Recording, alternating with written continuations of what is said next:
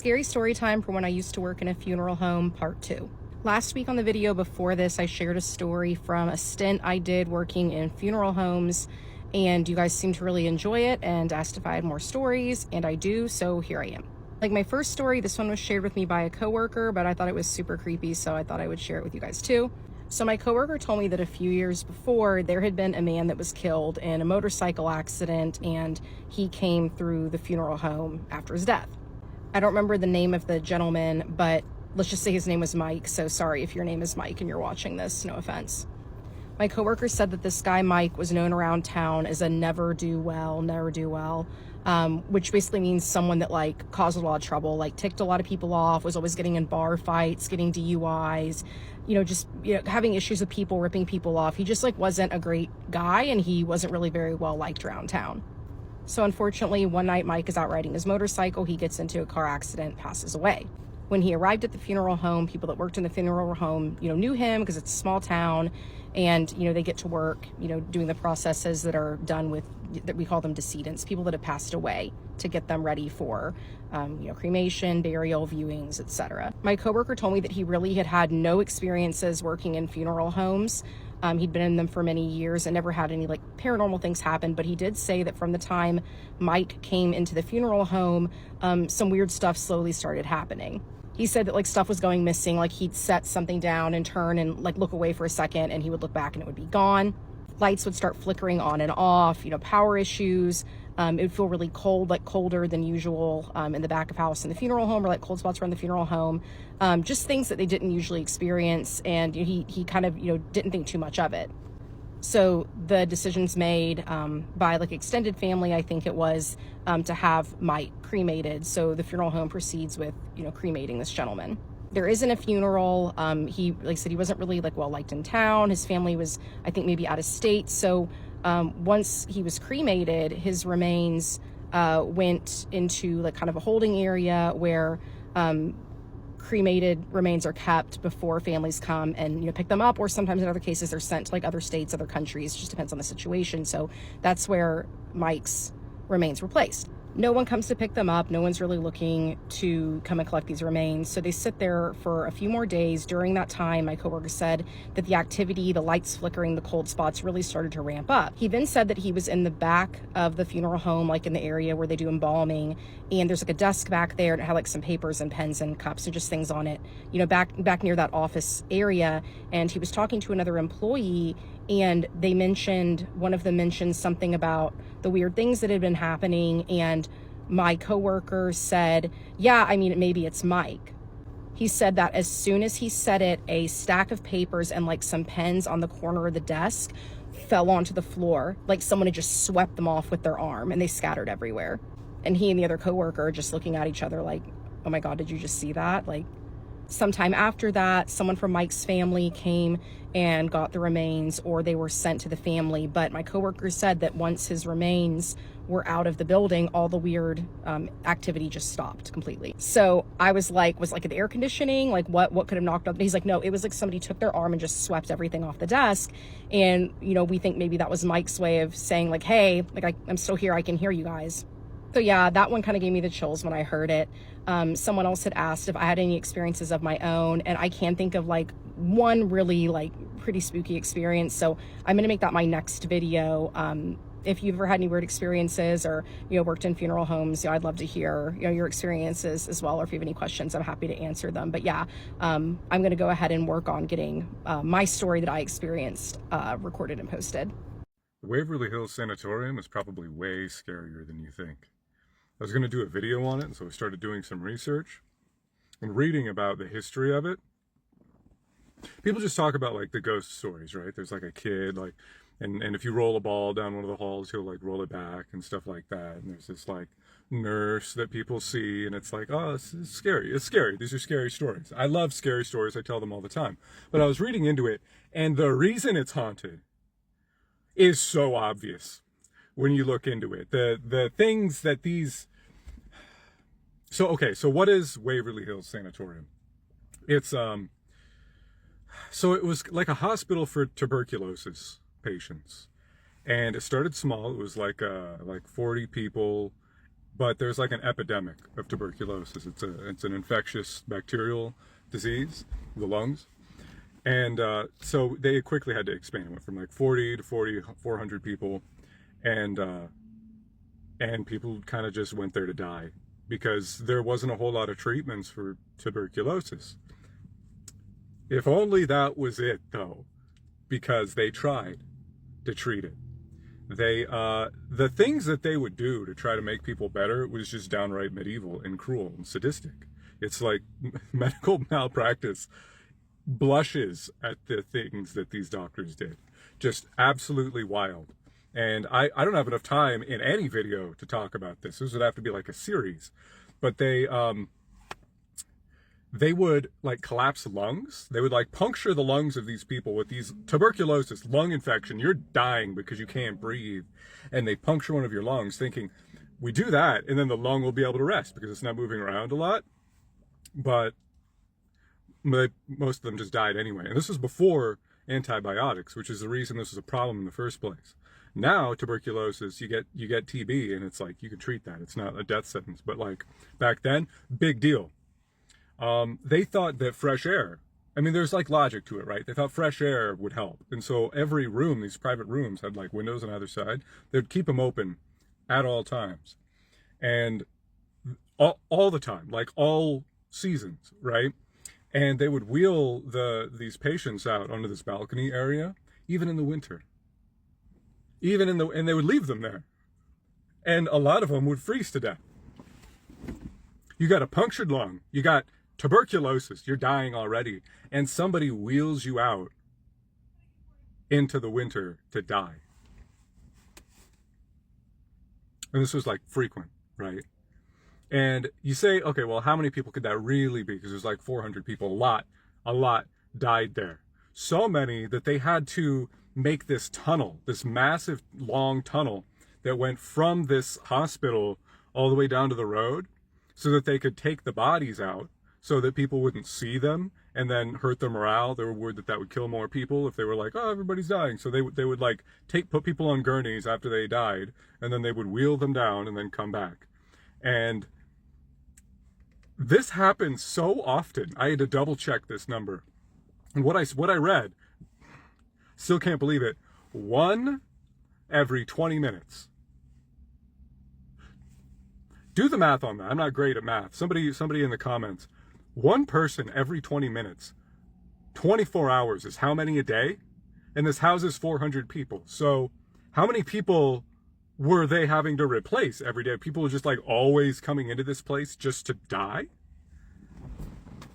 Wild. And you might be like, 24 hours, that's crazy. They had people there like every 20, that's had to be like really well staffed, right? Yeah, they lived there. This infectious, incurable disease. These nurses, these doctors, they lived there. And you might think, well, did they get TB? Did they also die? Yeah. They would get it, and then they would experience the exact same kind of horrific treatments that they had just subjected other people to, and then be wheeled out the body chute, is what they called it.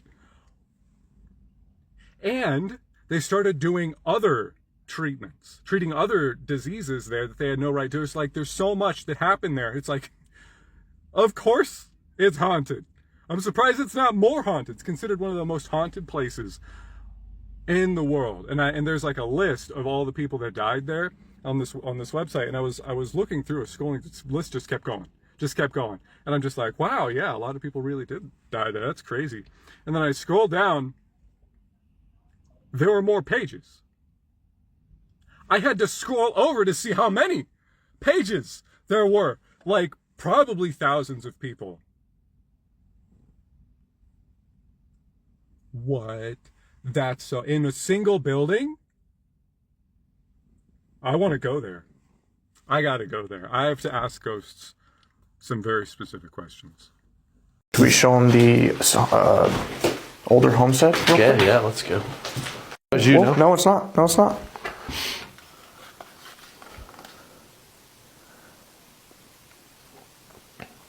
Was that you? Yeah, that's on either side. They went to both. Yeah. You guys think Annabelle was scary? This girl said that she was possessed by her Care Bear doll. The story is absolutely wild, but you have to stay for like the full story. So this person did want to remain anonymous, so I'm gonna call her Tabby. Tabby was younger, she had an obsession with Care Bear dolls. Her mom bought her 3. She had one with a rainbow mark that was pink, a purple bear with scissors, and a blue bear with a sleeping sign. Her and her dad believed in a lot of paranormal things and like spiritual things, and one day her father has a dream that a little boy comes up to him and starts speaking to him in Chinese. He said, "Dad, I'm lonely and I have no friends." And he was floating on top of her stuffed animals. So her dad does some ritual and gets this little boy to a better place, they think. They think that it was her little brother that had passed on, and she didn't say how he passed on, but apparently her little brother had passed away at a certain time, and they thought that that was her little brother and that he had helped him move on. Well, she had a severe attachment to these Care Bears, and her dad did not like it. He told her that it was unhealthy, so he was like, we need to get rid of these Care Bears, so they do. But when she's 12 years old, later on, she ends up getting another Care Bear, and this one has a rain sign on its stomach. She had to go on a class trip for 3 days, and she actually left the teddy bear at home, and apparently she left it in her room, and her room was really hot. Her dad is sitting in the living room and he's just chilling on the couch when suddenly he hears something say in a very low voice, "Too hot." So her dad is so into the paranormal that he literally thinks that this is something from hell. But then he goes and walks into her room, and the first thing that he notices is that the Care Bear is just staring at him. It's facing directly at him, staring at him, and it is hot as hell. He then takes it out into the living room with him, he sets it next to him, and he starts like reciting this prayer to this teddy bear. After her 3-day camp, she went home, and this is when the terror began. She felt extremely tired and groggy. So because of this, she's excused from school for 2 weeks because she literally cannot move, and she has these terrible muscle aches, and the only times that she can get up and move is when she is checking to see if her teddy bear is right next to her. Like, it has to be right next to her. She kept coughing. She had this really bad sickness. She couldn't even get up to shower or anything. She also started having horrible sexual dreams, and she had this horrible banging on the side of her head that would not go away for 2 weeks. One day her dad gave her a mantra to recite, so she recited it every day and she started to get better. Then one day she has this horrible dream where there's all these worms that are crawling next to her, and she has a phobia of worms, like a severe phobia of worms. She then sees her dad and her uncle standing outside, and they're just laughing at her, and then they come into the house and her dad grabs a pair of scissors and he takes one of the worms that's crawling on her arm and he just cuts it right in front of her, and she just starts crying. Her dad also told her that while she was unconscious, she would just sit up straight, grab her teddy bear, and start making these weird noises. If she even had to get up to shower, she would lose her mind if she did not have her teddy bear with her. She would scream and cry, and then later on that night she would go to bed, and while she was severely sick and not able to move, sometimes in the middle of the night they would catch her just waking up and playing with the teddy bear while she was half unconscious. Her dad tells her at this point that the banging on the side of her head is this thing trying to take over her soul, completely kick her soul out of her body so that it could take over. During this time, her dad is extremely depressed the entire time that she is sick, because she is sick for 2 weeks. So it's also affecting her father. And her father told her that if him and her uncle did not recite the mantra as often as they did, and like in front of her, that this thing would have completely taken over her body because of what they were witnessing. He ended up telling her that if this continued, her behavior continued, he would have sent her to a mental hospital and left her there. She said that she knows that this sounds absolutely crazy, but it was one of the worst times in her entire life, if not the worst thing that has ever happened to her, and she swears on her soul that this entire thing is true. She did end up getting better after several attempts of reciting this mantra. Her dad and her uncle were doing it the entire time that she was sick, and eventually she did get better. Then she did some research and she found out that this particular situation was something called a soul loss. Basically, when you're attached to an inanimate object, something that matches your frequency attaches itself to the object. She thinks this happened to her because she was extremely lonely. She was a very lonely child, and when I looked up what a soul loss was, this matches what she said. Because a soul loss is a spiritual and psychological concept where a part of somebody's soul or essence is believed to become detached, often due to severe trauma or emotional pain. This can result in feelings of emptiness, apathy, and dissociation. And it's often associated with feelings like chronic illness, depression, or feeling numb. Which in her case, she was depressed and she was feeling sick, very, very sick. I now believed that that little boy was not her little brother, but something far more sinister. What do you guys think? I just read that story and thought it was so interesting. I've never gotten a story like that ever before. A Care Bear possessing you. It obviously wasn't the Care Bear possessing her. This was obviously something much darker and deeper than just the Care Bear. Something was obviously taking over the Care Bear and using it as a vessel of some sort, it sounds like. Kind of like what happened with Annabelle. But I don't know. This is really terrifying. I'm so glad that you're okay, because it sounds like you were really, really sick. sick. And I'm just wondering, how did your dad know all of this stuff? It's crazy that he knew everything. I hope that you saw a doctor during this time as well. I hope that this wasn't just something that was looked at as completely paranormal, because obviously you were feeling physical symptoms of illness. I'm just glad that you are better. And I hope that everything is okay now and that you haven't ever had to deal with anything like that again. But what do you guys think this was? Do you guys think this was a possession? Do you think she was just sick? Do you think that there was something wrong with the Care Bear because she was too attached to it and she was lonely? Or what do you think? All your thoughts, opinions, and suggestions drop in the comments, please. But as always, please be respectful. And now I'm gonna do my favorite part, which is the shout outs. Chesapeake Retriever, you left such a sweet comment. Thank you so much for that. That was so nice of you to say. I appreciate you so much. Thank you for watching my channel or my page. Thank you for supporting me and commenting and pushing my videos out. Thank you for being kind. It really means so much to me when people are kind in the comments. I love my comment section so much. When I'm having a bad day, it really does just brighten up my day to look at my comments, and not a lot of creators can say that, because sometimes people are mean in comments. So I'm so lucky, and you guys have no idea how much I appreciate every single one of you. So thank you for being one of those people. You truly have no idea what it means to me. All of you guys mean so much to me. Thank you so much. I love you, girl. Jamie Bucky, you also left such a nice comment. Thank you so much for saying that. I love it when people comment on my storytelling style, because I do work so hard on these videos. Like I've said before, I feel like I'm repeating myself, but it really does mean a lot to me when people point that out. So thank you so much for acknowledging that and for saying something to me, because it made my night. I appreciate people's kindness. I appreciate when people comment and push my videos out, and the fact that you are doing that really does mean so much to me. So thank you for just being you and being a part of my community. It means everything to me. I love you. I'm gonna talk about the eyeliner I'm wearing again, because you guys, I cannot get over it. Look at that. It's wild. I put it on my arm. It doesn't budge unless you use an oil makeup remover or a cleansing balm. And look at how it just glides on. Like, it's so pigmented. I'm gonna drop the orange shopping cart below for it. They are doing a flash sale right now, and if you buy 3 of them, you get, or I'm sorry, if you buy 2 of them, you get 1. So I'm gonna drop that link below. I wish I had the multi-link feature. I don't. If you want the single one, just go into my showcase and you can just get 1. But it's much better to get 3, because I think 3 is like $30-something, and I think 1 is like $18. And with that being said, my name is Kaisa, and I tell true scary stories on here every single night that you guys submit to me. So if you're into that, hit that follow button, and I just need you to do 3 things for me. And what are those? Keep sending me your scary stories, have a safe night, and what's the third one? Say it with me. Have a spooky night. Love you guys so much. See you in the next one. Spooky kisses and haunted hugs. Good morning. Happy Monday. This is going to be part 2 of my paranormal experience. And then I'm going to do 2 different series. I'm going to do one where my experiences before I lived in this house. And then the other one's going to be just stuff in this house. So, starting off, it's going to be the very first night that I moved here. And when I moved into this house, I was 16. I was freshly married, and I was alone that night. He had taken a U-Haul with his dad and went to go get his stuff from his house. So I was alone for hours unpacking. And, like, I didn't have much to unpack, but I was just, like, happily prancing around, putting stuff in my kitchen, and then it gets dark. And so I go and I close all the blinds, because, like, I don't want people watching me at night, so I always close all the curtains and blinds. And I go into the room, and I put stuff up in my closet, and then I come back out, and all the curtains and blinds are open in the living room. In the beginning, like, it was really minimal, really, like, passive. So you just hear, like, stuff scraping in the ground. Like, the kitchen table, like, its chairs would scrape against the floor in the middle of the night. And, like, you would hear, like, dishes moving. And sometimes, like, a dish would fall off the table or something.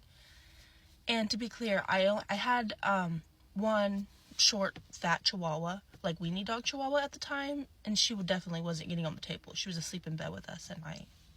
Like, the really scary stuff started off whenever I would stay up late.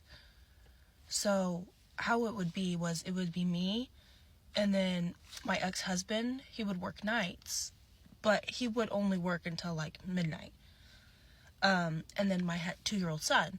And my 2-year-old son, as soon as we moved into the house, I tried to put him in his own room. And so at first he was sleeping in there fine, but it started with him saying things like, "Oh, there's a witch in my closet." And so I would go in there and I'd lay with him until he'd fall asleep. But then it started like ramping up. You're getting like really creepy of him being like, "There's a witch in my closet. She's watching you right now." And you sit there and you're like, mm-hmm. And you don't want to turn around and look. But it made me feel creeped out where I didn't want to go in there and put him to sleep. So it started getting to the point where I would just put him to sleep with me in my bed, and whenever he was asleep, I would move him over. Maybe like 3-4 months after we moved in, he started waking up with like scratches, marks on him. And he would say like, "Oh, the monster's getting me at night." And the thing is, like, he had a toddler bed that was on the floor. But he would always point to his closet and say, like, he was only 2, but he was terrified of playing in his room. He would never play in his room. Like, I bought him a big old bed with the slide. Like, I made his room look so cool. He would not go in there. He would not play in there. One night, whenever, this is how it was. It was my bed, and then to the right of me, like directly to the right of me, was the door to the room. And then across there was the bathroom. And between our 2 doors, the bathroom and my room, there was my son's room, which door went this way. I don't know if that makes any sense. But bathroom, bedroom, his bedroom. And I was laying in bed with the door open. I had my laptop. I was watching TV. My son's asleep in my bed. It's probably like 10 o'clock at night. And I hear those little sit-on toddler choo-choo trains. He had one. It was in the living room. I hear it turn on, and then I hear it just flies by. Like, choo-choos. It's one of those, it's not electric. You can't push a button. You have to sit on it and push it to get it to go. And it just choo-choo by my room into his room. Because his door, if you don't latch the door and close it latch, it'll swing open because of gravity. So his door was always open. So it just choo-choo right into there. And I was just like, oop. And I just pretended like I didn't see that.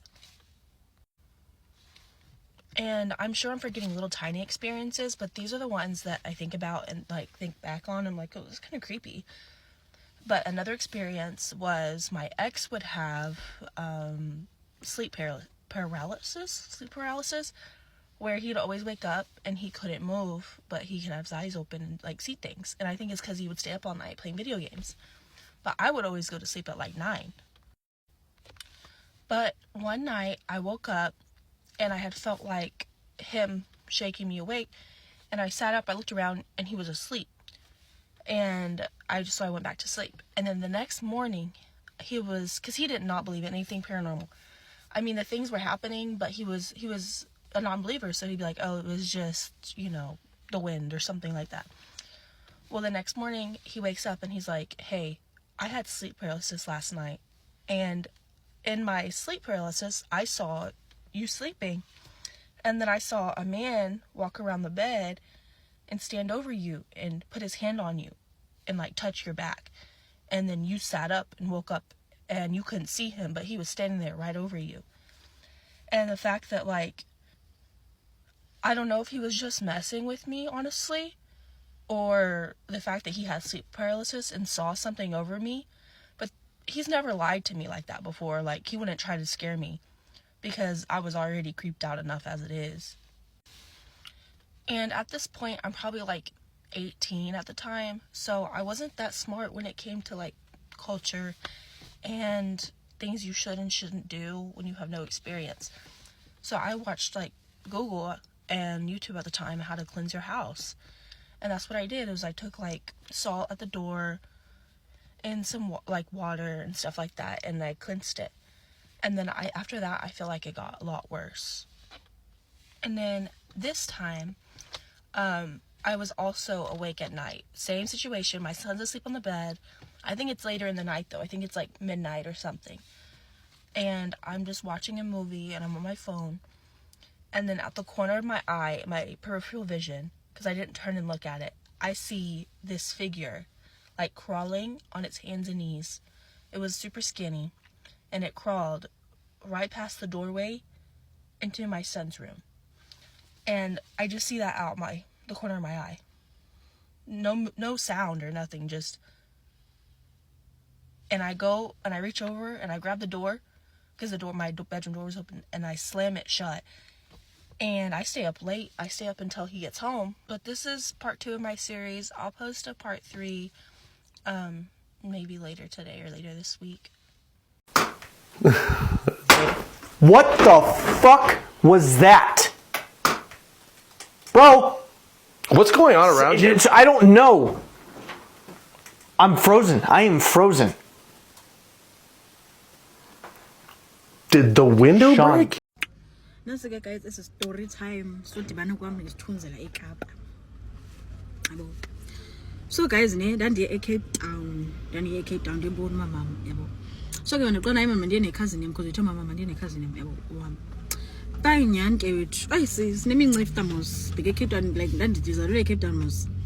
So like bengayixesha elininzi pha bendisiya kuyo ubaba enqonda iwise sana ndifuna eKapa ndimdala kaloku ngoku bendikade ndisiya xa ndimncinci benipha xa ndimncinci so nqonda ngoku sana ndimdala ndifuna phinde ndibuyele eKapa because iKapa kuthiwa yehayi sana zintshelo yabo zimbabo yho qonda yesikala sijonga ndifuna uye eCape Town ishushu ayike nyani ke umakhulu masibhukhele ibhasi vrup abantwana sambheke eCape Town Nyanke guys fike eCape Town ayosithatha yonke laa nto mani nibone kuba nimosiza ntshilo ayosithatha nyanke e-bus station besithathile ke bus station anantsike ke ngoku bayesithathile ke ngoku sana wanantsika